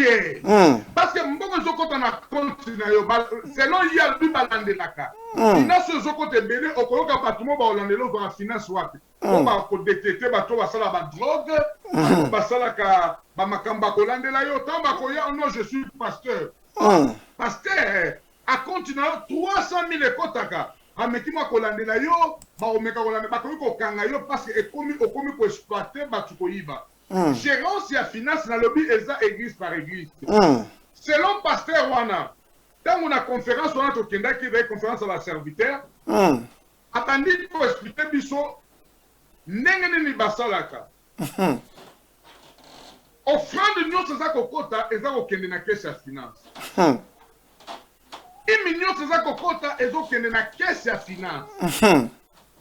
à partir ya wana lokola église bato baza ebele mbongo wana ebandi kopermettre bango ya kofuta pasteur titulaire ya kofuta administrateur parce que administrateur aza na mwasi na bana moya continue mosala eza te activité comme ebele basali ye na makasi akomi temple batie temple à partir ya temple wana asala mosala ya église babandi kofuta ye alobi bakomaka tili kofuta na pasteur second na secrétaire ntango babandi kofuta bamoni esimbi babi tetetete fo toluka bato ya misiki oyo baza kotravaille di toluka basalaka te mpo basalaka permanent babandi kofuta bango alobi mbongo wana euti na poche ya motu te euti kaka na offrande ekoti euti na dime ekoti abi eza na baaction de grâce mosusu esalemaka soko lobi action de grâce eza ya pasteur abi biso eza na bato basala baaction de grâce ya bamituka bakoko mosusu basala baaction de grâce ya bandaku akomi nani nga akufa akomi alobi songa na kufi babia nange ekende église alobi soki baaction de grâce wana eke epai ya pasteur bokomona ke gérance wana ekosalemaka mabe nabandeli lisusu naza na télévision ya Congo Mokristo il y a des hommes de Dieu baza kolanda ngai apoyi te ke pasteur azwa dime nalobi bien ezali ça dépend ya communauté na communauté amen ça dépend pe ya nombre ya bamembre oyo baza na église nalobi ça dépend ya membre oyo baza na église mais ngai na kopréféré na bahomme de Dieu kowela kozala temple te soki nzambe abengi yo te pasteur kozala temple te na église ofandi église bando lukelo nga mutuke toboki boye assurance ye ebele anini bo église bando koluka ekeka problème les hommes de Dieu doivent travailler travailler sala business sala koloko sala obike soki nazo sala te mais revenu nange ko uta boye amen soki okomprendre eloko wana okomona ete makambo nyonso eza facile ezala na mosusu okoloba bo bato bakosepela te mais Jésus-Christ il est venu témoigner la vérité amen nous sommes des disciples de Jésus-Christ il faut toloba kaka vérité même Bible eza koloba eza kopermettre bafeneya te Bible lobi feneya aller chez la fourmi apprendre comment travailler okoloba oui na évangile naza kosala mais okokota okomitili kosala papa nafato raisonner eloko nga na yo ensemble na baéglise ebele ya Congo okomona ete toza na baéglise na otanga bakombo te me yo oyebi omoni oyo wana baza plus de 10 000 omoni wana mosusu wana okomona église wana bazaka ta plus de 15 000 omoni oyo wana babimati libanda na ri wana omoni jo banasala live olekaka na nani wana na commune wana église wana baza ebele voilà omoni susu place okitaka wana na se na église wana susu amen papa omoni na baéglise nyonso wana ebele na baéglise nyonso wana combien d'église oyo bapermeta badime kota na kese église mpo bafungola ta école tuna na baéglise wana parce que mbongo ekotaka mais okomona lelo pasteur aopesa moninga ne pasteur akabeli ye na kotanga kabela pasteur o ama akabela ye jipi na ye na kabela asalaka te azwaka mbongo wapi voilà je pense que pasteur na point oyo na kabola na partager moi expérience aussi mon temps toye na mboka na poto j'ai eu la chance ya ko travailler na mindele na mboka d'Angleterre. J'ai eu la chance de passer temps moi la Mindele, l'organisation de Mindele. J'étais même assistant World Clock. Il y a Stratford Ward. Et j'ai quelques Mindele. Donc j'ai eu la chance de comme mon co financier 4 l'église de Mindele. Donc ce que j'ai remarqué na Bellingham na biso yango ezomema ba trouble yango memaka ba séparation na domaine oyo ya finance makam oyo utikoloba dans le sens nini. Là, na prendre moi mingi na domaine ya finance pas mindele. Mais na pas na biso et là vous avez ma différence na ba passer na biso l'église na biso et ça na domaine na finance parce que to semble la mingi mais toza na organisation mukie. Mais par rapport à mindele baza na organisation mingi mais semble la mukie.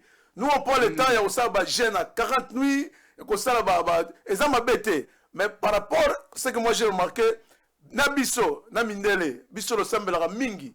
Mais côté organisation, tu as une organisation qui est. Si tu sais comme na mambongo, ils ont un yaba pire, monsieur soit pire, ou ça pire. Alors c'est que l'expérience que moi j'ai eu na mindele zainini. J'étais comme assistant world clock. Donc ils ont nini. Passé titulaire. Dis moi ils ont côté l'église. Tout le monde dit mais ils ont côté l'église. Ce qu'il y a dans le département, il y a biso. Tout ça la nini. On était là avec des témoins. Tu vois, mais il y avait toujours des témoins.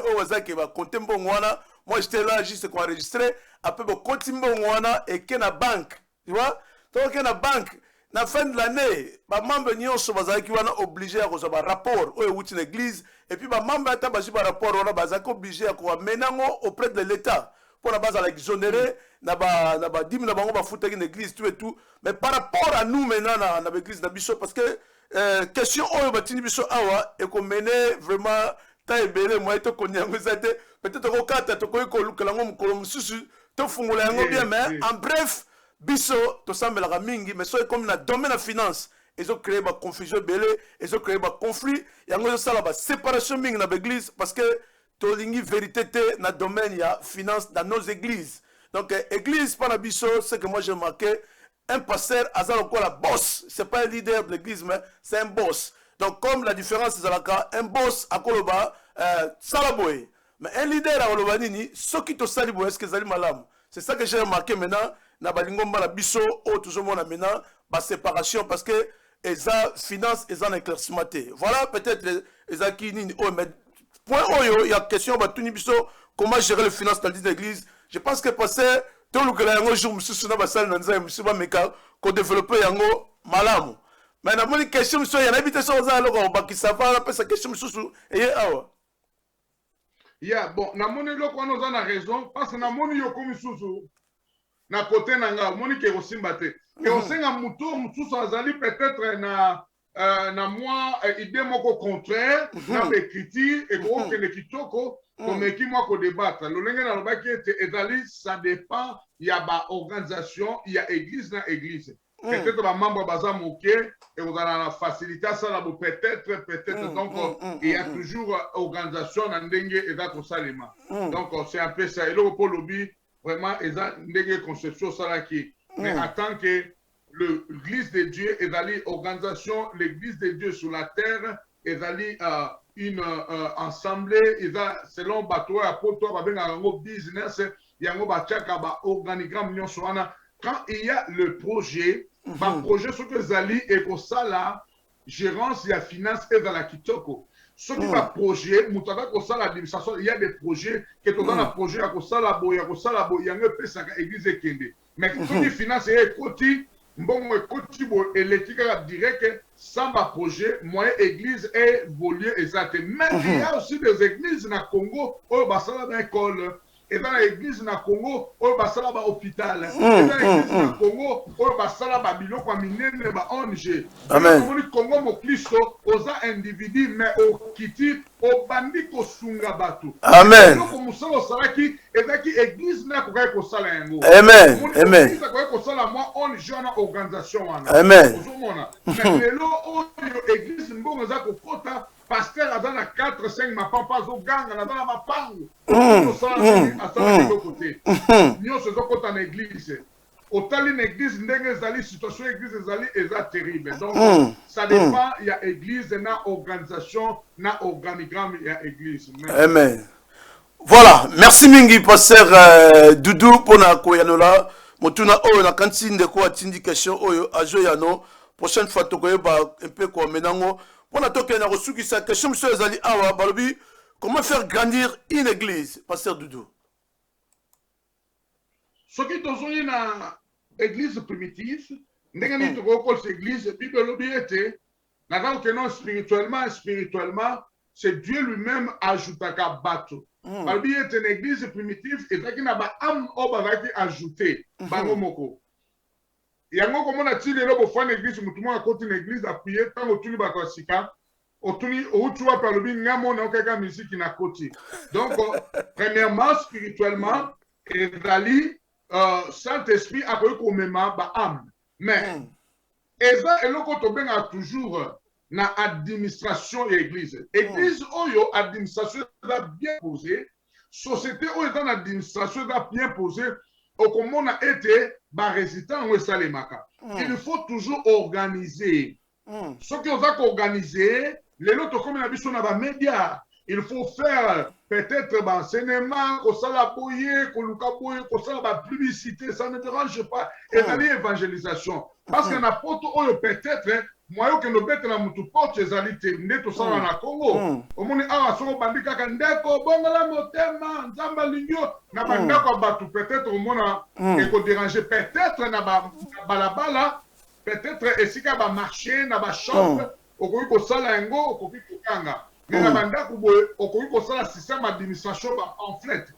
Le problème est à mon corps. Le problème, comment ça l'église, église des Congolais. Comment ça l'église, église des Agayabiso Congolais. Quand on ça l'église des Congolais, c'est ça qu'on limite. Ce qui limite est commis, au comment on a témoigné au percé et alité. Ce qui est l'église universelle, c'est-à-dire organisation et salami, batu bakoye kosala ba pamphlet, basali ba pamphlet ici c'est kokomakombo l'église, Jésus est Seigneur, adresse, programme à culte, mutabima bandi kopesa batu na nzela. Tomona ba misala ngo to sala ngo ba papier tamolaka chaka na bandako za kocha eza bapapier bazosala publicité ya nini soki otangi papier yango moi babwakeli na ndako otanga boye ya pizza wana ezali mpe évangélisation ekoki kosala église emata omoni na bakongo esalemaka facile yango tolobaka congo bien église plein awa bien te ezali ça dépend ya façon évangélisation lelo évangélisation comment cibler ka bato moko quelconque. C'est ça maintenant le problème. Pour grandir l'église, il faut que la stratégie peut ezala. Au moins, ce qui stratégie ezali, d'abord, il y a un homme de Dieu, na cela na passé mo ce qui a landinga à comprendre que ça y est, maintenant tant à communauté. Abi mon frère, au moins mboko yo, il va passer dans l'église, batuma za la boy za passer. Pour la yemo na lobe za passer. Comprendre? Yemo kwa tadi passer. Zambe apesaka bandimi selon ye. Nalobi bien, eza na ba foule mususu ko kolanda bandimi na foule wana eza na réalité hein. Eloko moko esalemaka na ndeko ngo nasi a olandanga landanga te. Ndeko wana na otindele link oyo nasi a kolanda bengi ngalobi pasteur. Eloko esalamaki na mboka moko bona South Africa quelque part na otanga kombote na ville wana. Alobi boye pasteur on avait kana bandimi muke. Abandi ko se déranger. Po bandimi ba comme belé. Sikoyo natamuke pasteur on a alongwa na sala taka juste sala munene. Quand on juste sala munene annoncer par toute ouverture église de sama batu bakamwe congolais église batu boye bele batu bakamwe. Il y a une personne a béni frère wana zape awana Irlande. Toujours soigné toujours ne sika moko fara toujours solo là. Azana Irlande alobi ba pesi sini moko boyo on a va koloba lango pona ko kebisa bato peut-être la lingande ba mona e batu ebele pe. Alobi boye frère wana a pesi sini alobi okomona na ba voiture nyonso ko ya wana. Ba matricule e kozala ya ville ote. Okomona ba matricule ba ville misika. Ba voiture ko uta ba Cape Town ba jobu ya misika. C'est-à-dire ezali batu o biso to omona batu na miso me baza ba fake batu. OK. Eza ba esprit. Oyo ba ye mutu wana prophète à côté de Misaël facile. Eza ba code magique. Akoki koya elobi na mba prophétie et aussi. Mutu penda lo kolezo sala ta télémisien. Omoni mutu a télé na bandi ko ganga. Alobi zelo komona obi ke frère na lobi passa.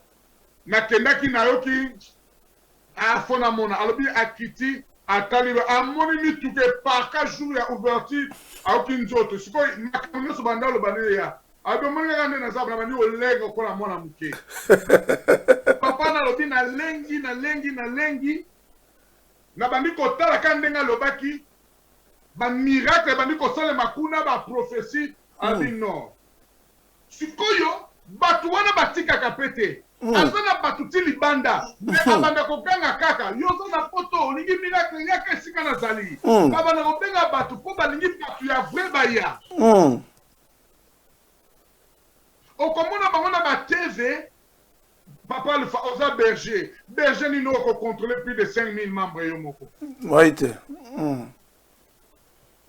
okoyeba bango na bakombo neni Jésus-Christ le vrai berger balobi ayebi biso na kombo na biso amen sikoyo yo koyeba bandimi wana bakombo impossible mais mutu wana abanda koluka kaka boya lisusu boya azobenga bato ebele pourquoi akosala miracle ebele na bafeke bato mais bato ya bien nde akoya basacrifice bando kosalema bato ya bien nde abanda kosala bachance na bino yango koyoka miracle mama telema ombala liboso na ye mama telema oyebi nga na yebi oyo oyebi nga te toyebani te o toyebani te mbala liboso il y a des vrais et des faux amen on a augmenté église ezali ça dépend ya capacité oyo nzambe apesi na yo en tant que pasteur alobi yo kozala na 50 kolela te apesi yo 40 komi tungisa te komi lela te sala évangélisation sala oyo okosala donc eza kodépendre selon ndenge ye aza kopesa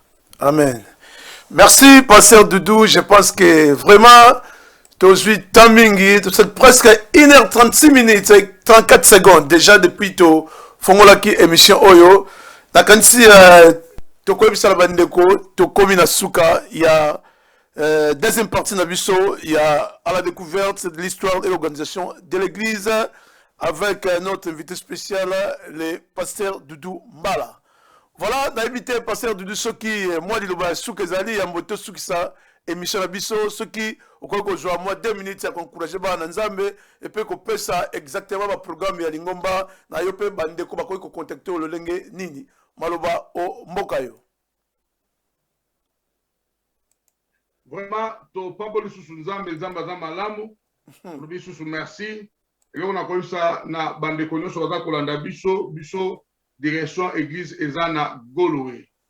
Je suis pasteur de la Restauration Church direction na biso eza na Goloé. Donc bato ba olinga contacter ngai so ba contacter Pasteur Léon ba oswanga so ba contacter Congo Mokristo direct ba kozwanga vraiment Zambe akopambola bino nengena bisakana mutu moko a perdre espoir na été mutu moko a perdre espoir te parce que zana mutu oyo a changé qui système ya tabernacle service c'est changé qui ko perdre espoir na yote missionnaire dans la branché na l'homme de Galilée Jésus-Christ na problème nyonso et dans la corona situation nyonso zana ngo ko perdre espoir na yote ko perdre lika na yote Joakaka elika na yo misu na yo ezala branché sur Jésus-Christ. Eloko na ngana pesa kaka mutu moko parole ya foi et ezalaka na kondima. La Bible nous dit tout est possible à celui qui croit. Jésus-Christ a triomphé. Bible lobi ye oyasaki lisumu te mais il a accepté de porter akomaki amemi masumu mais il est devenu péché pour que va détruire, mais va détruire les soumous. Quand on lui voit pécher, on va dire détruire, il y a comment on dit les soumous, il y a un qui détruit. Bien aimé dans le Seigneur, Bible est qu'on détermine bien. Et quand on joue, et ça qui n'a pas tout pour malade, il n'a pas tout ici là. Bible qui soit en athée. Et le but de naissance, et ça les maki bachuba qui est mokonga na mopandi, maïna makile bimaki. Pour maïna makile za ka naissance pour te yo vali ko bota te obota c'est-à-dire maboko na ye bachuba ki ba sete pour te motoko za ko na biso na Congo Mokristo soki maboko na ye azako ko simba mbongo te il faut asimba pe asepela na yango na bi ete butu oyo evela butu moko beni na ba onyo so balandi ngai na ba onyo so balandi na Congo Mokristo na o bakolanda tikelo kasika esale manavina bango na kombo na Jésus Christ. Pardon la béni et sika bazali. Merci. Merci bandeko balinga mikati na kolo. Je pense voilà makamala mo me la raté to komina suka to pesi mbote mingi pe merci mingi na bandeko banso o bazalaki elongo na biso na émission to bengi to sola yango na bonzambe yango to lekeki koyeba ko sola sujet o na bonzambe kasi to komona na bino lobi ba sujet ezali mingi basal na kolo pe bazali mingi o bakoleka na koyeba ko répondre à l'invitation na biso pona koyeba ko memela bino ba point difficile o nini ba na nzambe bazali ko comprendre nanu te yango na ville tozali nzambe apesi na biso basal na nkolo pona nini te koyeba ko valoriser basal na nkolo o koya ko memela biso connaissance o nzambe apesi na bango na mituna miso o toye nango ya ko yebisa na bana nzambe yango kongo mo Kristo zali wana évangélisation par média o ezali bongo profession na biso yango to koyeba ko memela bino basal na nkolo un peu partout par rapport à technologie na mboka Kinshasa, aux États-Unis et partout en Afrique du Sud bokozwa basal na nkolo ya ndenge na ndenge o bakoleka katikati na plateau na biso pona koyeba ko répondre to ko pesa éclaircissement na baloba na nkolo pona biso to sila koyeba kozala éveillé katikati na baloba na nkolo na ngo to monaki to lekai ko bengisa ba différents hommes de Dieu o bakoleka katikati na sika oyo lelo tozaki en direct na Tiperari na magie ya technologie nde tozalaki elongo na pasteur Dudumbala kasi to pesi mbote na molongo na ye Mimimbala oyo pe azalaki elongo na biso wapi azalaki ko soutenir pasteur Dudu Mbala na mosala monene oyo nkolo asili ko pesa na ye bongo nzambe aleka na koyeba kopambola elongo na bana banso esika bakutami kuna mboka na Tiperari bongo to pesi mbote pe na ndeko Caleb o wapi ko na biso en direct Kinshasa pourquoi pas na pasteur Constant oyo azalaki ko na biso na Paris na église kuna ya EPV bongo na ndeko Beni o landa biso aussi na mboka kuna na Congo na Beni to pesi mbote lisusu na mama na biso Angèle o azalo na biso pourquoi pas na pasteur Léon Kakuji o wapi azali elongo na biso pe mama na biso Evodi pe sœur Mami o wapi azalo na biso na mboka Golowe bandeko bako na biso na Happy Box TV vraiment nzambe azala na bino boni bandeko bako na biso pe katikati na radio na biso Congo mo Kristo FM nzambe azala elongo na bino. Voilà to komi na suka ya émission na biso wana ezalaki votre géniteur humble serviteur Alphonse Tingi Kiaku au bongo azali le géniteur ya radio télévision Congo mo Kristo soki nkola monete to mona no mbala sima to kozongi sa passer dudu soki azali na suka to ko pesa mote ya suka pa bandeko pona toleka na ko ba komona na mbala sima malobomboka. Merci beaucoup. Na pesi mbote na batu nyonso. Na batu nyonso na si dejo tangi ba kombo ya batu ebele ya molonga ni nangai mama Mimi na pesi mbote nzamba pambola ye. Na pesi mbote na papa nangai passe Léon Ka.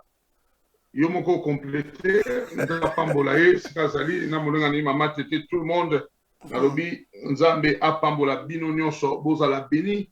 Na lobi tout le monde azala béni bozala béni na bandako na batanga bino bozwaki Zambé apambola bino. Merci beaucoup.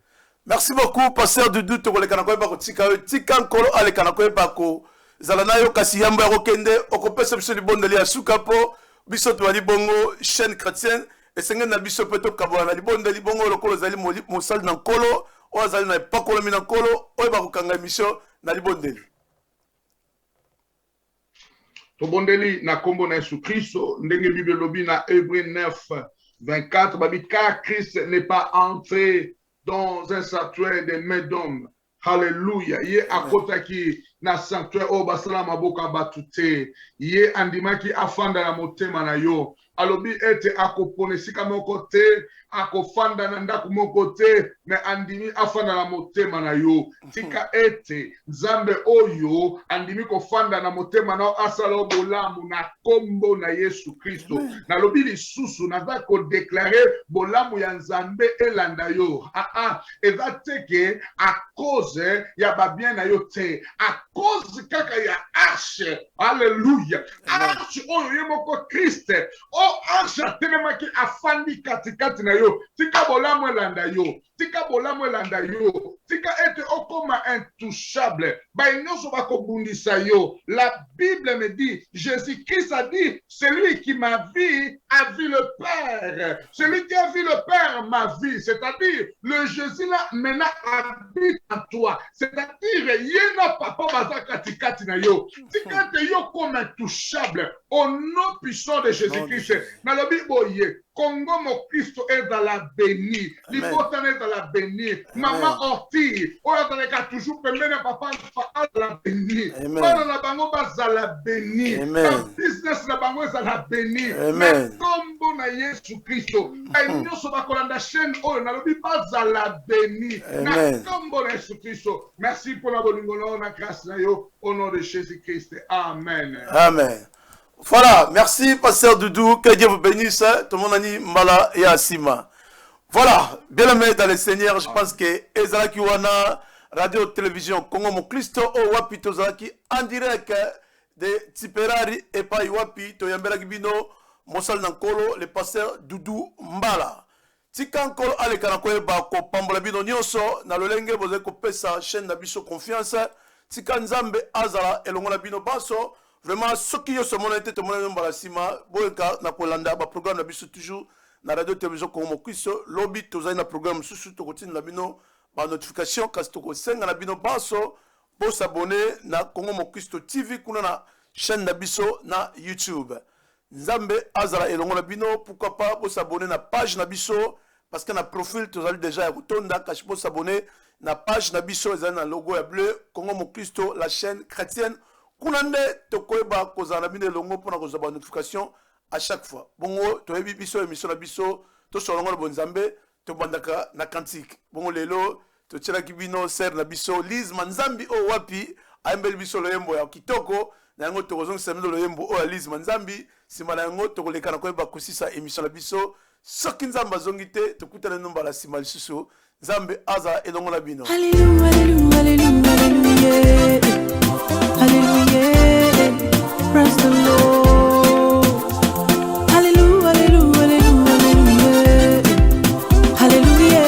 Hallelujah, glory to the Lamb.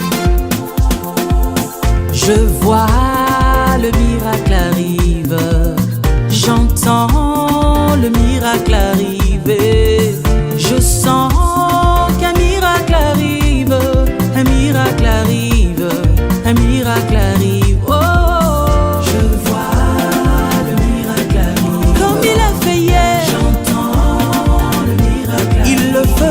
Aujourd'hui, je sens qu'un miracle arrive. Dieu ne change pas, un miracle arrive. Il est le même, je vois. Il est le même, il est le même. J'entends le miracle arrive. Je sens qu'un miracle arrive. Un miracle arrive. Un miracle arrive. Je sers le Dieu du tout est possible. Je sers le Dieu dont rien n'est impossible. Je crois en Dieu dont tout est possible. Au nom de Jésus, oui, tout est possible. Je vois le miracle arrive. Moi j'entends le miracle arrive. Moi je le sens, je le sens, je le sens, je le sens, je le sens.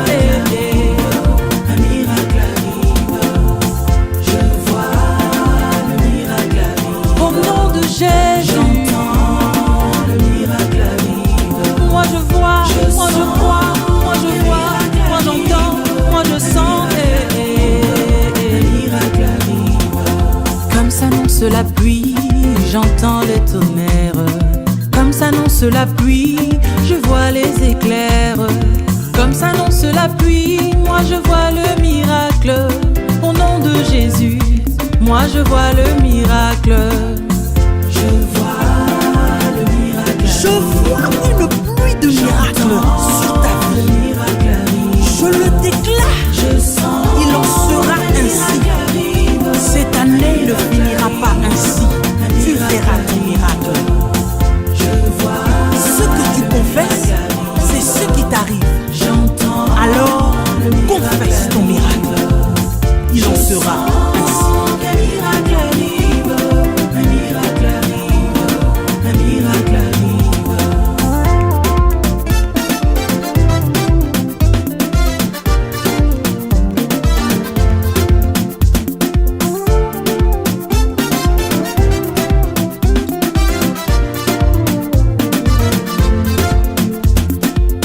I believe a God, in Him all is possible.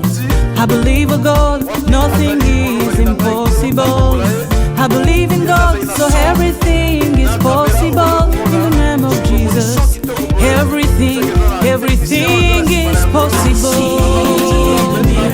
Oh yeah, yeah. I feel the miracle. God is so powerful, wonderful, merciful. The miracle coming. I see the miracle. God is so great.